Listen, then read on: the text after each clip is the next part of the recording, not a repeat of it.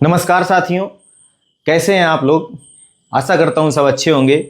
तो DRDO CBT2 and RRB JEE CBT2 दोनों ही technical papers हैं। अब दोनों में इंडस्ट्रियल इंजीनियरिंग सब्जेक्ट का वेटेज बहुत अच्छा है। इससे थ्योरी भी आएगी, थ्योरी क्वेश्चन भी आएंगे, इससे न्यूमेरिकल क्वेश्चन भी आएंगे। तो मैंने इंडस्ट्रियल इंजीनियरिंग सब्जेक्ट को आसान भाषा में यहाँ पे लिखा है, पूरा इंग्लिश टू इंग्लिश लिखा है, थोड़ा हिंदी भी मिक्स किया है ताकि आपको आसानी से समझ में आ जाए। इंडस्ट्रियल इंजीनियरिंग क्यों हमें पढ़ना है, इसके क्यों क्वेश्चन आते हैं, थोड़ा सा हम एक लेक्चर में थोड़ा बेसिक स्टार्ट करेंगे। क्योंकि अगर हम आपको डायरेक्ट टेक्निकल वर्ड बताने लगे तो आपको कुछ भी समझ में नहीं आएगा। और मेरे प्यारे साथी जिनको बहुत अच्छी इंडस्ट्रियल आती है तो वो कमेंट करके हमें बताएं कि और कैसे इम्प्रूव किया जा सकता है। क्योंकि मैं भी एक वर्किंग प्रोफेशनल हूँ, मैं भी ये सब बुक्स से पढ़ रहा हूँ और आपको आसान भाषा में केवल डिलीवर कर रहा हूँ ताकि आप अपने नोट्स बना सकें और एग्जाम्स में अच्छे मार्क्स ला सकें। तो आइए टॉपिक शुरू करते हैं। इंडस्ट्रियल इंजीनियरिंग सब्जेक्ट में जो बेसिक है उसका बेस है, सबसे पहला बेस है वर्क स्टडी। वर्क स्टडी हम क्यों करते हैं, क्या जरूरत है हमें वर्क स्टडी करने की। जैसे हमें कुछ काम करना है, मान लीजिए हमें घर बनाना है, नया घर बनाना है, तो हम बिल्डर को कांटेक्ट करेंगे। बिल्डर क्या करेगा, आपसे पूछेगा कितना एरिया में घर बनाना है, प्लस कितने फ्लोर का घर बनाना है, उसमें क्या क्या सुविधाएं चाहिए, उसमें क्या क्या आपको मटेरियल लग सकता है। तो इन सारी चीज़ों को वो प्लानिंग करके पहले प्रोजेक्ट तैयार करता है ऑन पेपर। पेपर पे हमेशा सबसे पहले ऑन पेपर काम होता है, उसके बाद जाके प्रैक्टिकल काम होता है। तो सबसे पहले हमें समझना होगा कि ऑन पेपर काम करना कैसे है। तो उसके लिए हमें इंडस्ट्रियल इंजीनियरिंग सब्जेक्ट पढ़ाया जाता है ताकि हम इंजीनियर बनेंगे तो कम से कम हमें इंडस्ट्री में अगर कुछ काम है, हमारे कुछ हमें प्रोडक्ट बनाना है, तो वो प्रोडक्ट हमारा किसी कंपनी को जाएगा, उस कंपनी के लिए वो यूज़फुल रहना चाहिए, ना कि वो हमारी जो हमने प्रोडक्ट बनाया है उसमें कमियां ना हो। तो उसके लिए सबसे हमारा पहला प्लान होता है वर्क स्टडी। हमें वर्क की स्टडी करनी है कि हमारा वर्क क्या है, सबसे पहले उस वर्क की स्टडी करनी है। तो मैंने यहाँ पे लिखा है वर्क स्टडी। वर्क स्टडी में हम सबसे पहले ये दो चीजें पढ़ते हैं। वर्क स्टडी के ये दो टाइप्स हैं। वर्क स्टडी को हम दो टाइप में डिवाइड किया है, method study and work measurement. तो सबसे पहले समझते हैं कि वर्क स्टडी है क्या। ये तीन टॉपिक जो हैं ये आगे वाली क्लास में हम कवर कर लेंगे, लेकिन ये सब कुछ क्या है, ये पहले बेसिक है। हम पहले बेसिक को कवर करेंगे, उसके बाद हम एडवांस टॉपिक में जाएंगे। क्योंकि अगर हम डायरेक्ट एडवांस टॉपिक में चले गए, आप लोग सोच रहे होंगे कि सर DRDO CBT2 के लिए केवल 15 दिन मिला है और 15 दिन में अगर इंडस्ट्रियल खत्म नहीं हुआ तो कैसे काम होगा।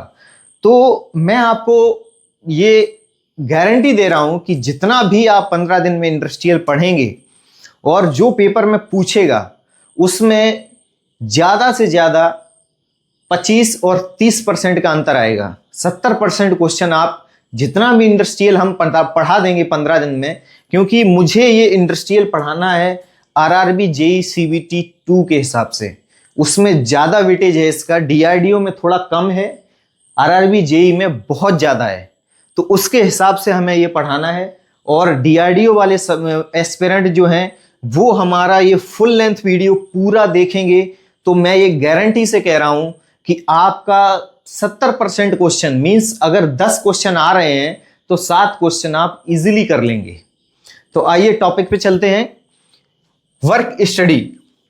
वर्क स्टडी क्यों, तो ये हमने लिखा है कि वर्क स्टडी क्यों। Work study means performing a task in the best possible way. हमें किसी काम को उस बेस्ट पॉसिबल वे में करना है, उस अच्छे तरीके से करना है, वो बेस्ट तरीका ढूंढना है जिसमें यूजिंग लेस टाइम, जिसमें टाइम कम लगे, एंड लेस एफर्ट, एफर्ट कम लगे, and at a lower cost, और उसमें पैसा भी कम लगे। कॉस्ट मीन्स पैसा। तो हमें ऐसा प्लान ढूंढना है, ऐसा हमारे दिमाग में ऐसा क्रिएटिव प्लान आना चाहिए कि जब हमें कोई काम करना है तो उसमें वर्क स्टडी में परफॉर्मिंग अ टास्क, किसी काम को करने के लिए हमें वो बेस्ट पॉसिबल वे ढूंढना है, वो सबसे बेस्ट तरीका ढूंढना है जिससे टाइम कम लगे, एफर्ट कम लगे और कॉस्ट भी कम लगे। ये हमारा सबसे आसान भाषा में मैंने आपको वर्क स्टडी बताया कि वर्क स्टडी की क्यों जाती है। वो केवल इसलिए की जाती है कि आपके लिए बेस्ट पॉसिबल वे ढूंढना है, सबसे अच्छा तरीका ढूंढना है।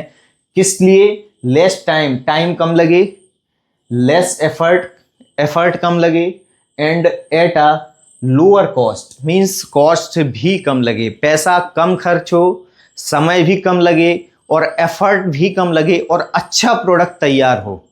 उसके लिए हमें सबसे इंपॉर्टेंट है वर्क स्टडी। तो शुरू करते हैं। आइए वर्क स्टडी। वर्क स्टडी को हम दो प्रकार से करेंगे।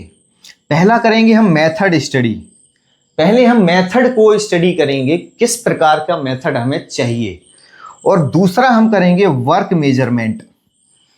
वर्क मेजरमेंट क्या है वो हम आगे देखते हुए चलेंगे। सबसे पहले है मेथड स्टडी। इसी का ये है first part, method study. Work study का वन पार्ट, एक पार्ट है method study. Actually work study को हम दो पार्ट में डिवाइड कर देते हैं ताकि हमें स्टडी करने में आसानी हो। तो पहला है मेथड स्टडी और दूसरा है वर्क मेजरमेंट। इतना आपको समझ में आया होगा मेरे हिसाब से। अगर नहीं आया तो आप कमेंट कर सकते हैं, हम दोबारा इस टॉपिक को पढ़ा देंगे, नो प्रॉब्लम।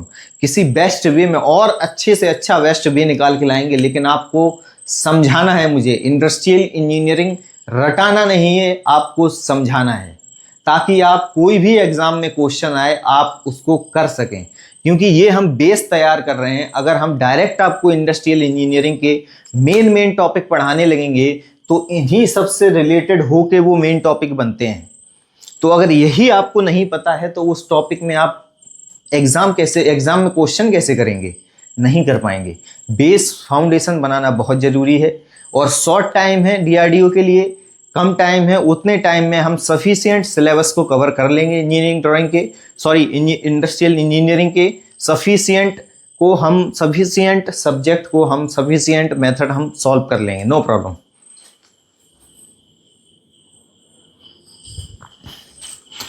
तो मेथड स्टडी क्या कहता है? द करेक्ट वे, वो सही रास्ता, ऑफ डूइंग द वर्क, काम करने का वो सही रास्ता ही मेथड स्टडी कहलाता है। The correct way of doing work, काम करने का सही रास्ता ही मेथड स्टडी कहलाता है। अब वो काम करने का सही रास्ता क्या है?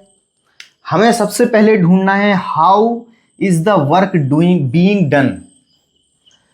काम को किस प्रकार से किया जाए।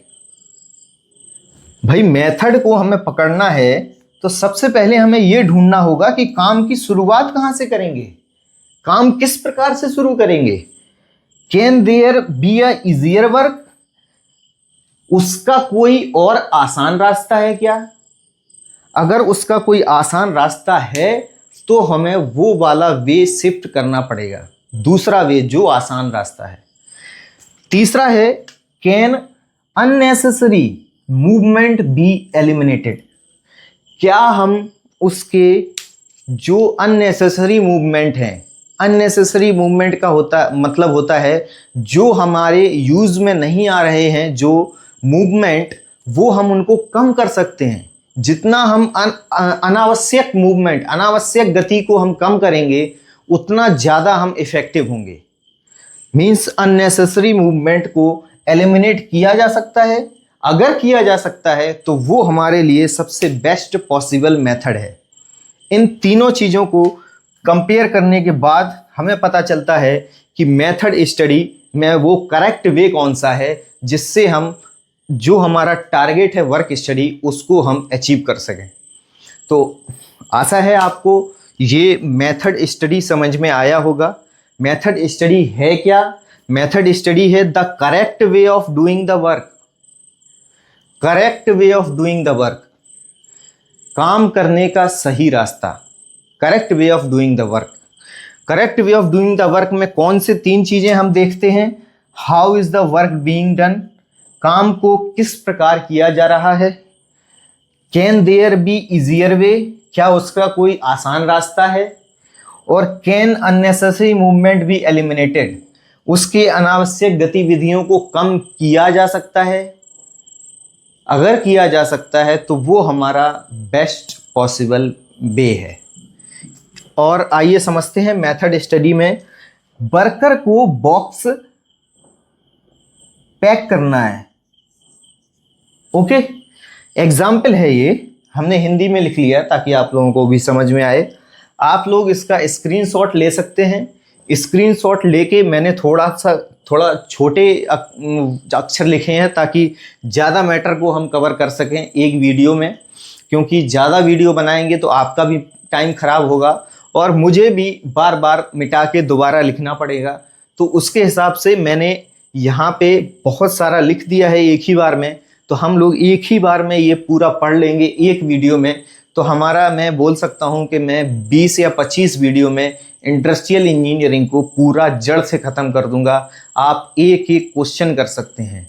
80% क्वेश्चन आप इस जो हमारे पढ़ाए हुए टॉपिक हैं उससे 80% क्वेश्चन आप कर ले जाएंगे। चलिए चलते हैं।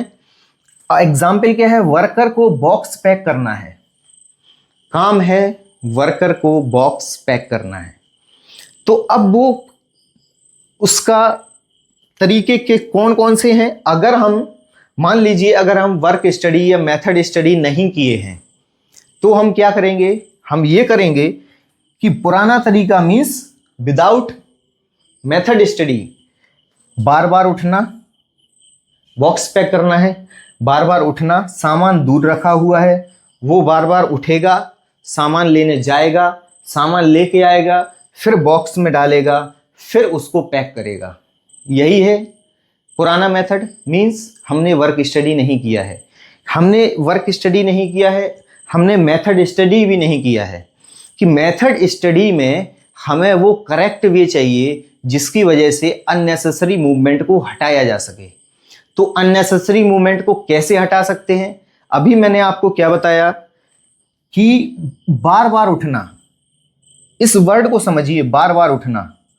अगर हमारा वर्कर बार बार उठेगा, फिर जल के जाएगा, फिर सामान लाएगा, फिर पैकिंग होगी, कितना अननेसेसरी मूवमेंट हो रहा है। सबसे पहले वो उठ रहा है तो उसको थकान जरूर होगी, क्योंकि वो उठेगा, बार बार जाएगा और फिर सामान को लेके आएगा, थकान होगी। प्लस जो वो जा रहा है और आ रहा है उसमें लगने वाला टाइम, अननेसेसरी टाइम लॉस्ट हो रहा है।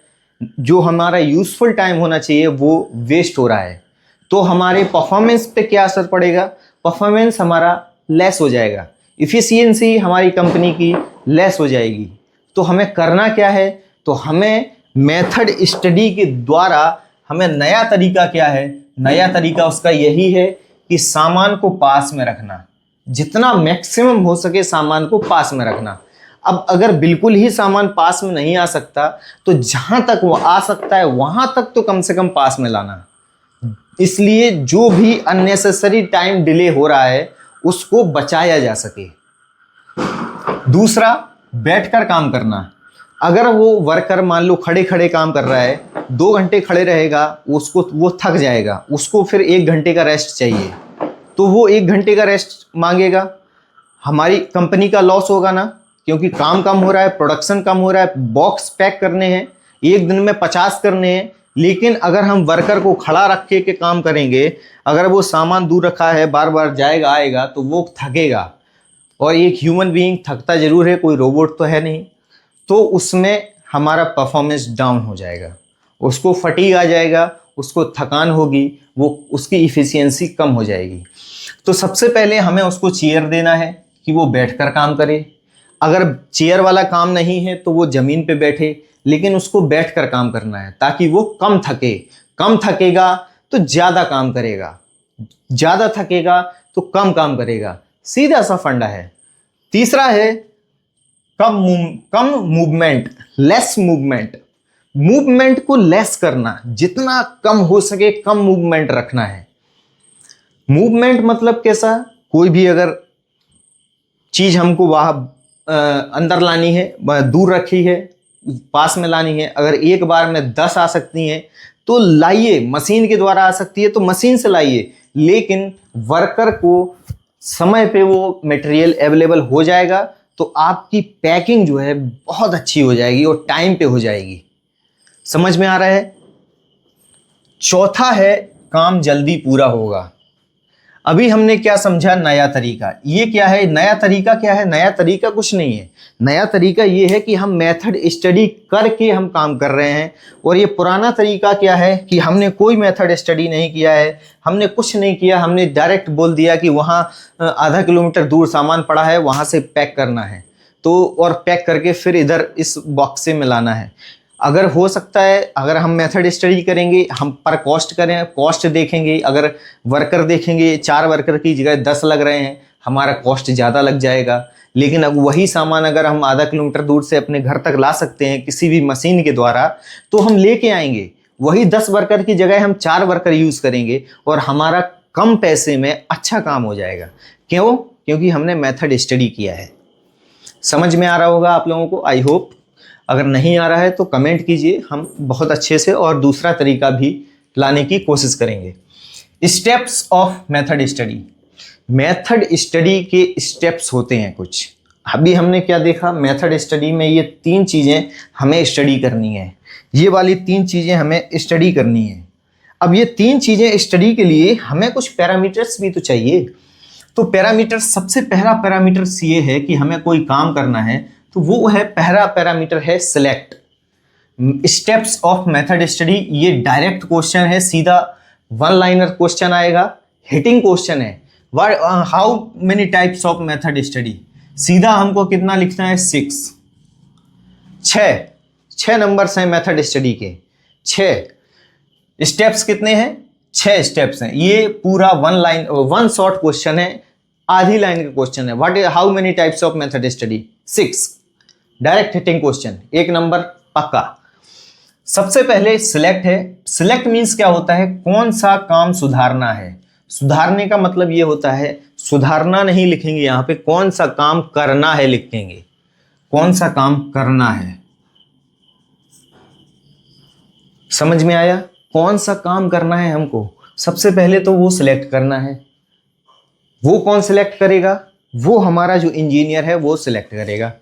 दूसरा काम है रिकॉर्ड, ये है दूसरा है रिकॉर्ड। ये सब जो है ना, ये सिलेक्ट, रिकॉर्ड, एग्जामिन, ये पूरा सीक्वेंस है। आपसे सीक्वेंस पूछ सकता है कि इनको सीक्वेंस में कौन सा ऑप्शन सीक्वेंस में लगा हुआ है, तो आपको ये देखना है कि ये सब पूरे 6 पैरामीटर्स हैं वो सीक्वेंस में है। अगर इधर का उधर कुछ हुआ तो वो ऑप्शन गलत है। तो दूसरा है रिकॉर्ड। रिकॉर्ड मीन्स वर्तमान तरीका ढूंढो, वर्तमान तरीका ढूंढना है हमें इसमें कि अभी प्रेजेंट में कौन सा तरीका इस काम के लिए बेस्ट होगा, जो हमें काम करना है उसके लिए। प्रेजेंट में हमारा जो आज हमें काम करना है उसके लिए सबसे आसान तरीका और लेस कॉस्ट और कम थकान में सबसे अच्छा तरीका ढूंढो। ओके, समझ में आ गया। तीसरा है एग्जामिन। एग्जामिन का मतलब है समस्या ढूंढो। मीन्स अभी हमें क्या है कि अब उनमें समस्या क्या क्या आएंगी। अगर हमें कोई काम करना है, हमने काम, कौन सा काम करना है हमने फाइंड आउट कर लिया, हमको तरीका ढूंढना है, हमने तरीका भी ढूंढ लिया कि हाँ हम इस तरीके से काम कर सकते हैं। अब उसमें मान लो अगर प्रोजेक्ट में कुछ समस्या है, जैसे कुछ काम करना है, उसमें समस्याएं क्या क्या आएंगी वो पहले ढूंढो। क्या क्या समस्याएं आ सकती हैं, सब लोग यही करते हैं। आप डीआरडीओ में या आरआरबी में कहीं भी सिलेक्ट हों, आपको सबसे पहले ऑन पेपर सब कुछ करना पड़ेगा। अगर हम किसी काम को करना है तो हमें वो देखना पड़ेगा कि ये काम अच्छा किस वे से होगा, समस्याएं, चैलेंजेस क्या क्या आ सकते हैं वो पहले सोचना है ये बाद में नहीं सोचा जाता है कि यार ये तो सोचा ही नहीं था कि यार ऐसे भी समस्या आ जाएगा, वो सब पहले सोचना है। इसीलिए ये इंडस्ट्रियल इंजीनियरिंग सब्जेक्ट ही इसीलिए बनाया गया है कि आपको किसी भी प्रोजेक्ट को करना है तो सबसे पहले प्रेजेंट मेथड कौन सा है, सबसे बेस्ट मेथड कौन सा है वो ढूंढना है, प्लस उस काम को करने में कितने चैलेंजेस आएंगे। इसका मेन मकसद ही, एग्जामिन का मकसद ही मेन होता है चैलेंजेस, कि हमें वो चैलेंजेस ढूंढने हैं कि हमें वो कितने प्रकार के चैलेंज हमारे पास आ सकते हैं, कितनी प्रकार की समस्याएं हमारे पास उत्पन्न हो सकती हैं। तो तीसरा हो गया ये एग्जामिन।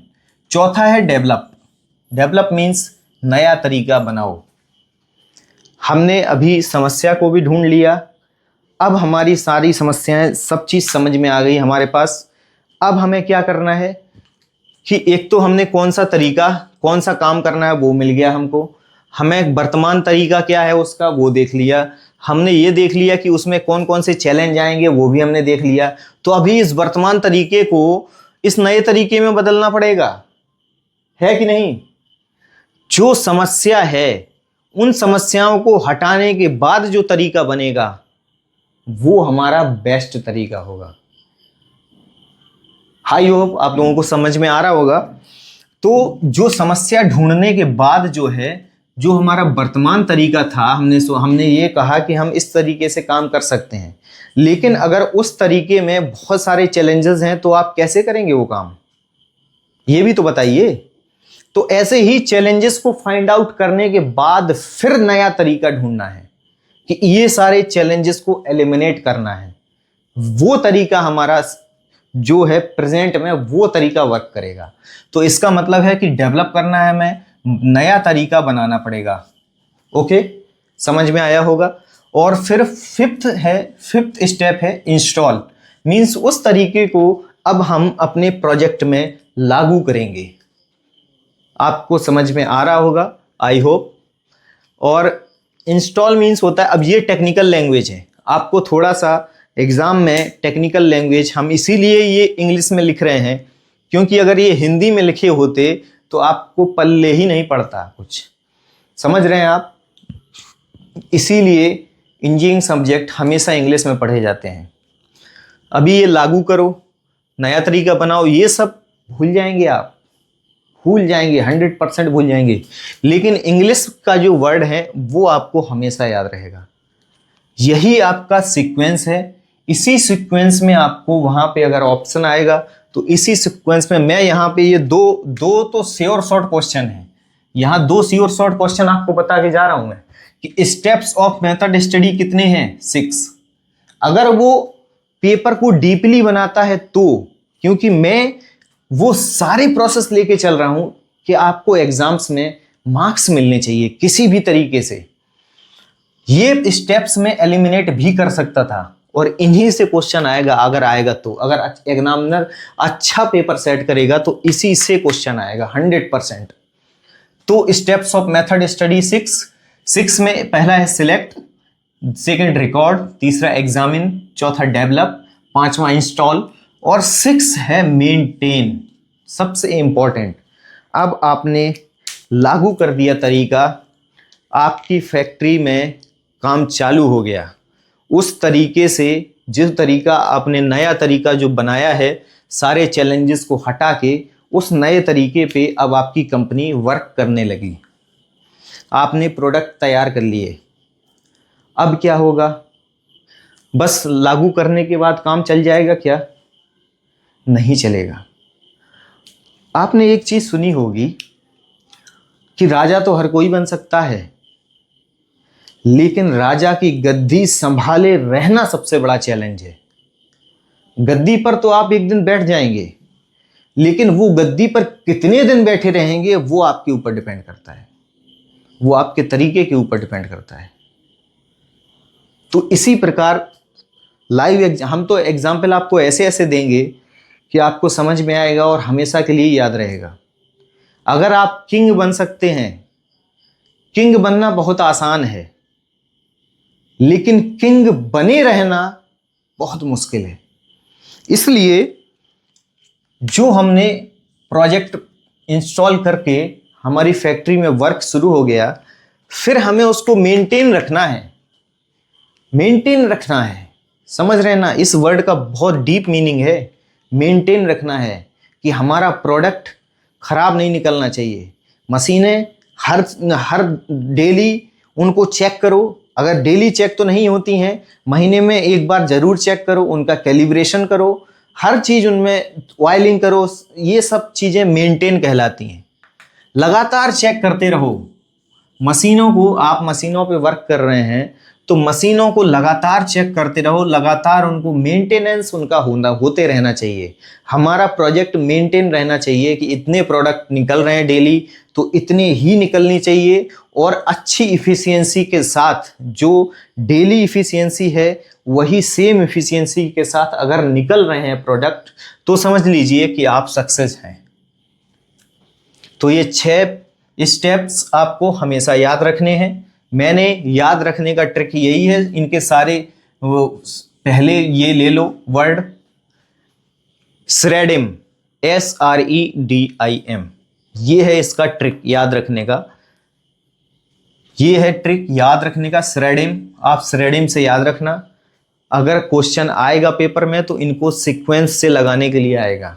4 ऑप्शन होंगे, एक ऑप्शन सीक्वेंस से लगा हुआ होगा, उसमें आपको टिक करना है। अगर पेपर डीप बनाता है तो, वैसे तो ये सब डीप पेपर में ही पूछा जाता है जहाँ तक मेरी नॉलेज है। मैंने आज तक ऐसे क्वेश्चंस नहीं देखे हैं, लेकिन अब जो क्या बोलते हैं, आज का जो दौर है उसमें सब कुछ पॉसिबल है, कुछ भी पूछ सकता है। आप कि उनके ऊपर कोई रिस्ट्रिक्शंस नहीं है। आप चैलेंज नहीं कर सकते कि ये बीटेक का क्वेश्चन है, हमारे में क्यों आ गया। आरआरबी जेईई बीटेक को भी अलाउ करता है, आपको जानकारी होनी चाहिए, तो वो बीटेक के क्वेश्चंस भी डाल सकता है। तो अगर आपको बीटेक वालों से कम्पीट करना है तो ऐसे क्वेश्चंस पढ़ के जाने पड़ेंगे, तभी आप सिलेक्ट हो पाएंगे। चलिए टॉपिक पर चलते हैं। तो हमारा यहाँ तक हो गया कि हमें मेथड स्टडी भी हमने कर ली। इधर जो हमें ये 3 चीज़ें स्टडी करनी थी वो हमने इन 6 स्टेप्स में स्टडी कर लिया। हमारा पहला मेथड स्टडी हो गया है समाप्त।